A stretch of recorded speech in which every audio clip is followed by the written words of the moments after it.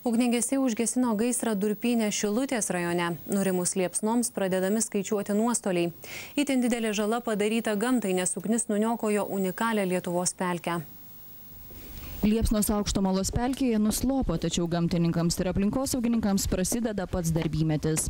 Reikia suskaičiuoti, kiek gaisras pakenkė pelkei, jos augalijai ir gyvūnijai. Kaip matot, yra kontrastas žalios dangos ir dėja sudegusios dangos. Manoma, kad ugnis pasiglemžė ketvirtadalį pelkės. Ar tos vietos tiksliai yra pažeistos, parodys tyrimai ir kada bus tie rezultatai, galėsim sakyti, kad tokia bendrija pažeista, tokia augalija yra pažeista.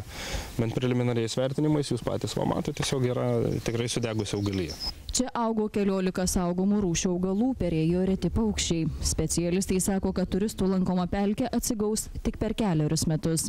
Žalą skaičiuoja ne tik gamtininkai, bet ir Durpyno atstovai. Įsisiautėjusios liepsnos nuniokojo apie 100 hektarų Traksėdžio durpyno. Ramiai perėsim per kiekvieną lauką, per kiekvieną laukelį, susižymėsim karavanų šaknis, susižymėsim laukus ir tada tik nosime tikslus duomenis.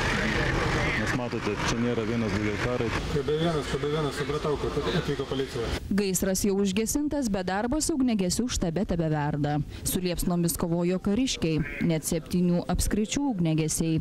Kai kurie jų liks šioje vietoje budėti. Likvidacija pati, tai aš manau, kad dar baigiamieji darbai dar užtruks dar bent porą parų, tai tikrai, kadangi po tokių didelių gaisrų matot durpingą vietą, o lietaus kaip nekeista šitą vietą kažkodėl tai nesulaukia. 150 hektarų plote siautėjęs gaisras šiemet didžiausias Lietuvoje. Šiame žemėlapyje pažymėti regionai, kur didžiausia tikimybė sulaukti gaisrų. Specialistai teigia, kad dėl sausros didelis miškų gaisrų pavojus išlieka daugiau kaip pusėje šalies teritorijos.